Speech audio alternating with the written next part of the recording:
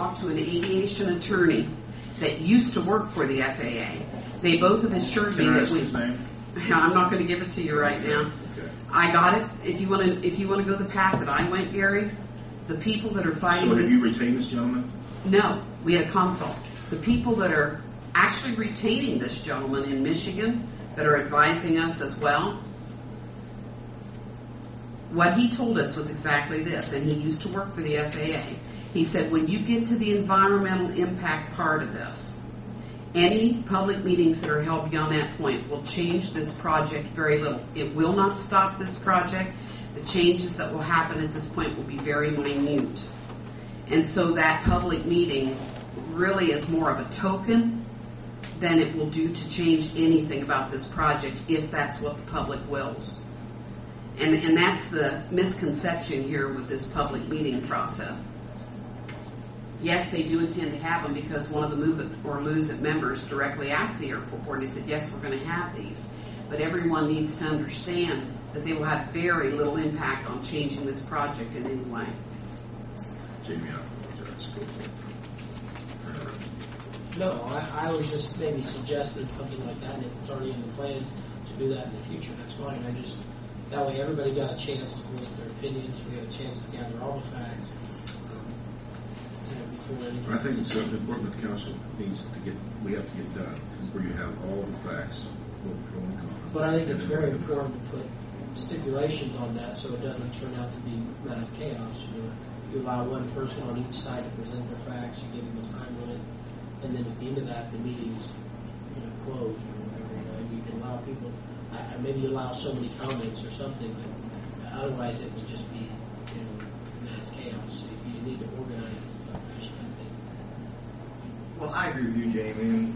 And, I feel like I've sat through several of these over the last few years, and I just, if giving some guidance on the direction of this council will help either do whatever with the process, then, we move forward from that. With the Lane Street project, for example, I wasn't a big proponent of that, but we took the vote, moved forward, and, knock on the works, and work with everybody to get that done to the point where it is now. And I just think it's reasonable and fair to let. I don't necessarily think we need to know who's in favor of it and who's not, but if we wanted, by consensus, if just deciding we don't want to really discuss it until the public meeting, then I think that's an indication where we're at. Well, I guess I was just thinking, if we're going to talk about whether we're for or against it, things like that, I think everybody would feel much better if we said we were going to take some time to look at all the facts. Oh yeah, absolutely. I just brought this up because we had the meeting a couple of weeks ago. I don't have a problem with having a public meeting. I really don't, as long as it's organized and ran. The last thing I want is a shouting match. Absolutely. No one gets anything. I think Jamie's right on target when he says you give one side X amount of minutes, you give the other side equal minutes, and maybe you have a facilitator that stands between them. Brian, are you available? An unarmed facilitator.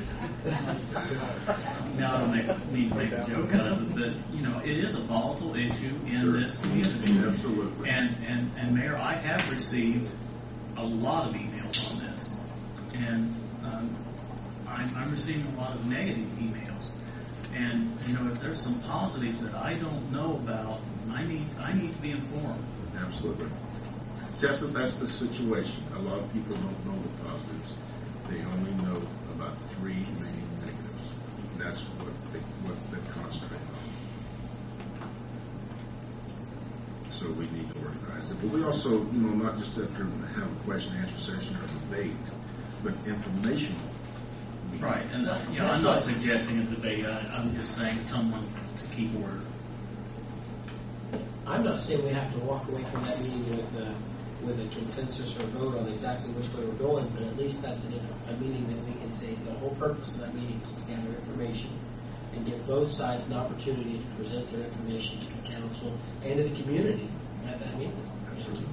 Well, remember when we were first elected, we were going to have those. I think we had one. We had one. What was the issue? What was the main topic that took the most of the whole meeting? time. I'm aware of that. We said, this is what it is.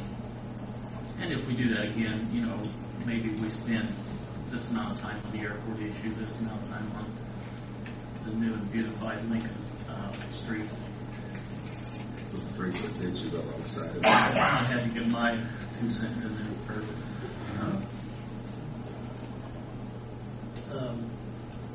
If you're going to have that, I would still like to have the airport board before us soon and give us an update of what they're doing, how much of the money are they still able to get, are they getting the money, what their plans are, their goals, their objectives, all that before we go into this, whether you call it a debate or informational meeting or whatever. Only because I feel like they've only been here once. Morton Marcus is currently in the process of doing the financial assessment. And those numbers probably don't good either because he's for economic development. But hopefully we'll have something soon. Just want an update before we get into where we're going. Because honestly, and it's my fault, I haven't had a chance to really go to half of the airport board meetings. I haven't kept myself well informed with the airport like I should have. But it would be nice to have the airport board. I mean, we asked them that a while back to come back to us every so often and let us know what's going on. And we've had it one time. So, and I'm not negating what we're doing. I'm just saying it'd be nice to have them come back to find out. It'd be good to have a session between the two groups, the Board of Aviation Commission and the Council, and not be a debate and questions and answers at that event. This be an informational meeting for the Council. That would be great. I would appreciate that. I will get that set up. I will have the airport attorney here, the engineering firm, Stephen Fairman, so that the answers that need to be answered, they should have the facts to answer them. Now, on to a lighter note. I still would like to see, and I know I beat this dead horse, but I'd still like to see, and it may be too late, but I'd still like to see a new sewer line down there. I would feel more, I know you're shaking your head though, Mark, but I hate like heck to tear that thing up again 15, 20 years from now. It's good enough 5075, right, Jeff? Ain't gonna be no 50-75. Probably no 25, 30.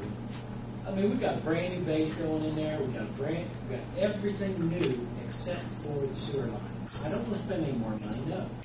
But it seems like the right time to do it is when you have the street tore up. I mean, whether you slip line it or not, I think it would be a wise idea to have a whole new line. I mean, I understand that they've got some of that base down, and that would require tearing some of it back up. But I'd rather do it now than wait for it. I mean, I will most likely not be on this board or anywhere close to it in that time, but I wouldn't want to put somebody else in that position. I mean, I don't want to tear that road back up. We're just getting a brand new road. You know how much I was against this thing and the price tag was, and now I'm asking to put a sewage line under it. Because if we're going to do it, I want it done right and everything brand new. You sound just like me when we started. On it. I don't want to jack around and tearing that thing back up. The professionals informed me that it wasn't needed, so I didn't put it I know. forward. I mean, I guess Well, an idea of what's what. the added cost? Huh? What's the added cost for that? I don't know. I asked some intelligent people the other day, and they gave me a cost of anywhere between $250,000 to $500,000. Gary Moore. And one of those intelligent people agreed that we probably should have done it at the same time. So that helped me feel a little bit better about me barking about it. But where's the sewage line going to be? It's going to be in a Is it going to be in the middle of the road or on the edge of the road? It's on the edge. Under the sidewalk or? No. As long as it's in the center of the southbound travel lane. Nah. See? tear that whole